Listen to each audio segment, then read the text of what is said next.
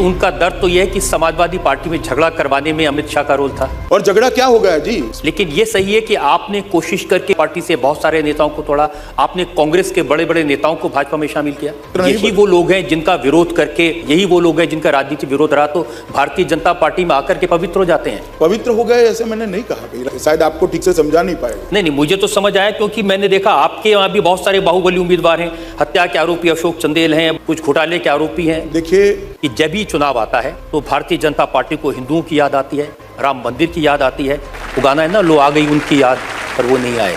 देखिए रजत जी, आप बहुत वरिष्ठ पत्रकार हैं। कि चुनाव होता है तो भारतीय जनता पार्टी को भगवान राम की याद आती है, बाकी समय उन्हें वनवास में भेज देते हैं। ये सब हिंदू मुसलमान के आधार पर समाज को बांटने की कोशिश नहीं है। कहते हैं कि आबादी बढ़ाने के लिए वो लोग जिम्मेदार हैं जो 4 बीवियां 40 बच्चे पैदा करते हैं। ये कम लोग नहीं है, मैं आज भी कहता हूँ। लेकिन आपने जो इतने बड़े बड़े वादे, 2014 में कहा गया था कि हर साल 2 करोड़ लोगों को रोजगार मिलेगा। देखिए रजत जी, 2 करोड़ से ज्यादा रोजगार दे दिया है। और किसानों को वादा किया था, और मजदूरों का पेंशन, मजदूरों का नुकसान हुआ, लोगों की नौकरियां चली गई, बिजनेस चौपट हो गए। आप रजत जी, आपका स्टडी थोड़ा आधा अधूरा है। हेलो दोस्तों, आदाब, नमस्ते। आज का जो वीडियो अमित शाह जी का इंटरव्यू है, जिसमें कुछ सवालों के अंदर वो उलझ गए और काफ़ी परेशानी और झुंझलाहट में उन्होंने जवाब दिया। कई बार तो उन्होंने एंकर को डांट भी दिया। कुछ सवालों से वो बहुत परेशान हो गए। देखिए, फिर आप ही फैसला कीजिएगा कि उनके जवाब कितने सही थे, कितने गलत। आइए चलो भाई।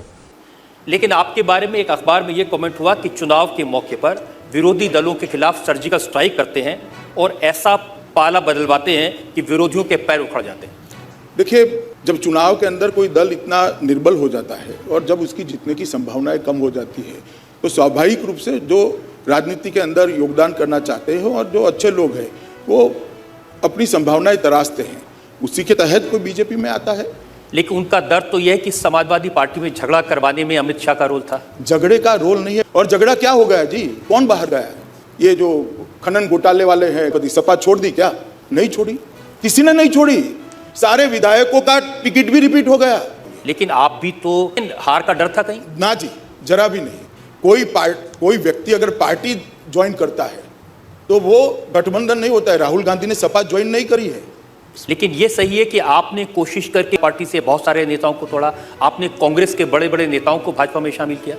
देखिए, इससे मेरी पार्टी का मूल चरित्र नहीं। यही वो लोग हैं जिनका विरोध करके आप सरकार बनाना चाहते थे, यही वो लोग हैं जिनका राजनीतिक विरोध रहा तो भारतीय जनता पार्टी में आकर के पवित्र हो जाते हैं। पवित्र हो गए ऐसे मैंने नहीं कहा भाई। राजनीतिक विरोध होते रहते हैं।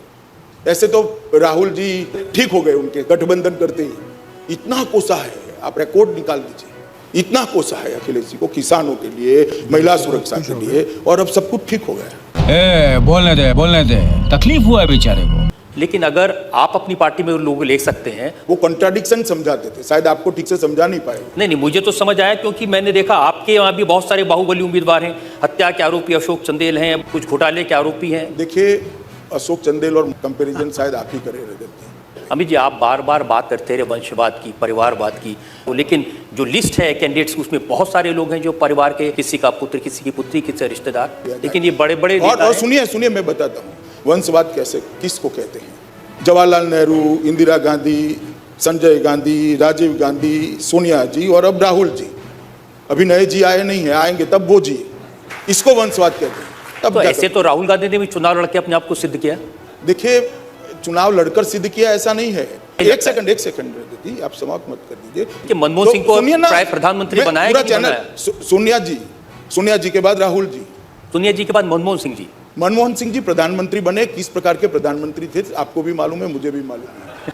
कि जब भी चुनाव आता है तो भारतीय जनता पार्टी को हिंदुओं की याद आती है, राम मंदिर की याद आती है। वो गाना है ना, लो आ गई उनकी याद, पर वो नहीं आए। देखिए रजत जी, आप बहुत वरिष्ठ पत्रकार हैं। कि चुनाव होता है तो भारतीय जनता पार्टी को भगवान राम की याद आती है, बाकी समय उन्हें वनवास में भेज देते हैं। बिल्कुल, आपने मेरे दिल की बात बता दी। देखिए, चुनाव घोषणा पत्र जो होता है ये 5 साल का डॉक्यूमेंट होता है। भूल गए ऐसा नहीं होता है। और ये सवाल राम मंदिर से की वजह से नहीं है, ये इसलिए है कि क्या समाज को भारतीय जनता पार्टी के नेता चुनाव के वक्त पोलराइज करने की कोशिश करते हैं, ध्रुवीकरण की कोशिश करते हैं, बांटने की कोशिश करते हैं। जैसे आपकी पार्टी की जो नेता हैं उनके बयानों की बहुत लंबी लिस्ट है मेरे पास में। आगे योगी आदित्यनाथ, उन्होंने कहा कि वैसी कार्रवाई करेंगे जैसी डोनाल्ड ट्रंप ने की है। ये सब हिंदू मुसलमान के आधार पर समाज को बांटने की कोशिश नहीं है?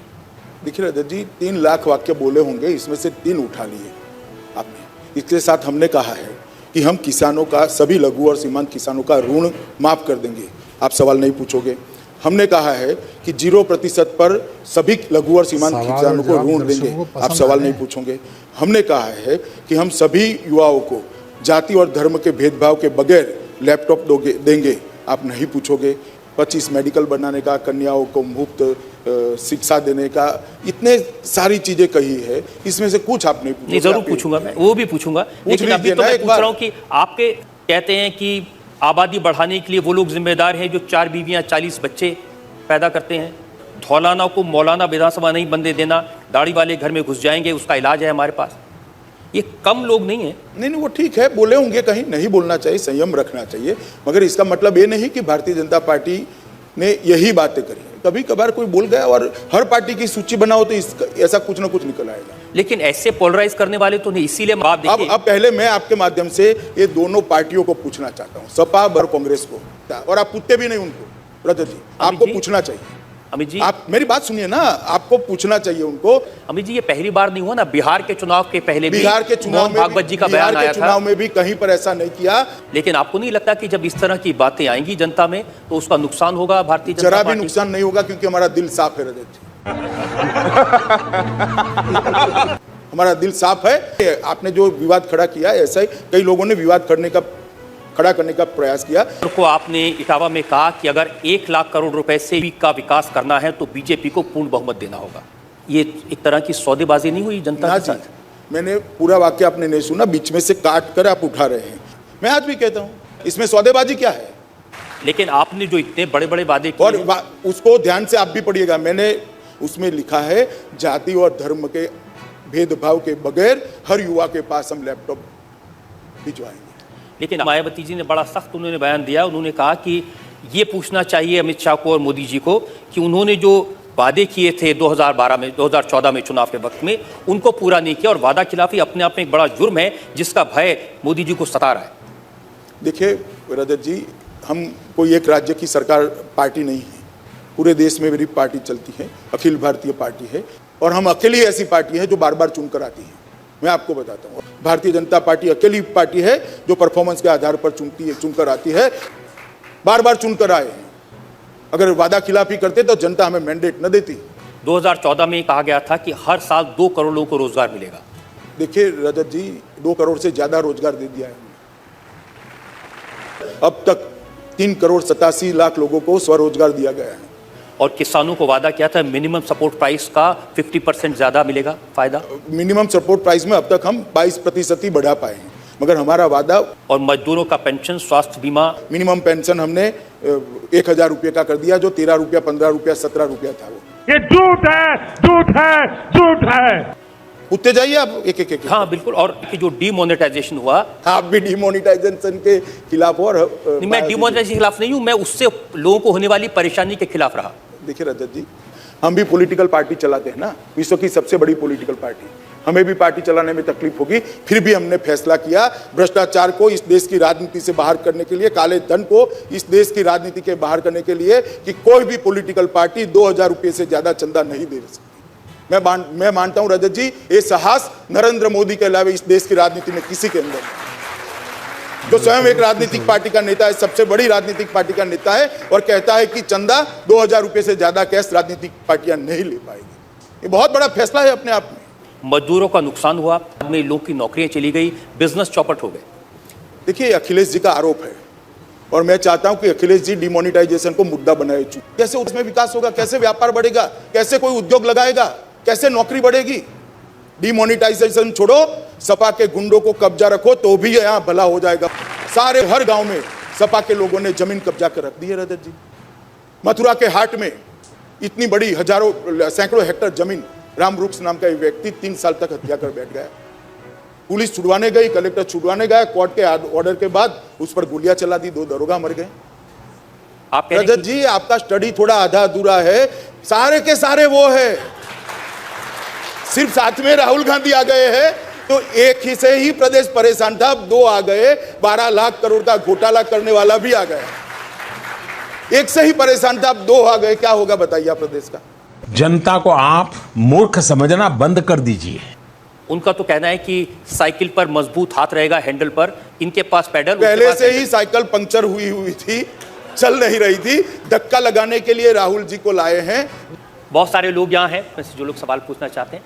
आपने काला धन की बात करी, लेकिन जो स्विस बैंकों में पैसा जमा है वो कब आप वापस ला रहे हैं? देखिए, स्विस बैंकों के पैसे लीक के लिए भी भारतीय जनता पार्टी की सरकार ने, नरेंद्र मोदी सरकार ने बहुत सारे फैसले किए हैं और इसके लिए भी एक टास्क फोर्स गठन कर रहे हैं। मगर अंतर्राष्ट्रीय कानून जो कांग्रेस सरकार बनाकर जो समझौते कर गई थी, उसको बदलने में काफी समय लगा। और सुन लो, जितना भी करप्शन हुआ है, चाहे बुंदेलखंड का खनन घोटाला है, यादव सिंह हो, या सड़क का घोटाला है, या बिजली का घोटाला है, सारे के सारे करप्शन की जांच भी होगी और करने वाले निश्चित समय मर्यादा में जेल में भी जाएंगे। और बाय एंड लार्ज एक प्रयास है कि लोगों का ध्यान भटकाया जाए चीजों से। जब कभी भारतीय जनता पार्टी बात करती है तो हिंदुत्व की बात करती है और ये कहती है सबका साथ सबका विकास, परंतु क्या इस तरह से सबका साथ सबका विकास होगा? हम विकास करने के लिए राजनीति में नहीं आए भैया। सबका साथ सबका विकास क्या होता है मैं समझाता हूँ जी, ठीक है। जब 24 घंटा बिजली कैसे हर एक प्रदेश में पहुंचती है तो मुसलमान के घर में भी पहुंचती है। हर घर में शौचालय बनता है तो मुसलमान के घर में भी बनता है। भ्रष्टाचार बंद होता है तो मुसलमान के लिए भी बंद होता है। तो ये विश्वास दिला सकते हैं कि तो हिंदू और मुसलमान के बीच भेदभाव नहीं होगा? अभी आपसे ये भरोसा चाहते हैं, ये जो अपराध है और ये जो भ्रष्टाचार है ये खत्म कर देंगे आप? देखिए, सबसे कम दंगे, अगर सबसे कम अपराध हुआ, सबसे कम दंगे हुए, ऐसे तो कांग्रेस सरकार के साल के शासन में 200 दंगे हुए, 200 दंगे, जिसका कोई जवाब नहीं। वाह मोदी जी, वाह वाह।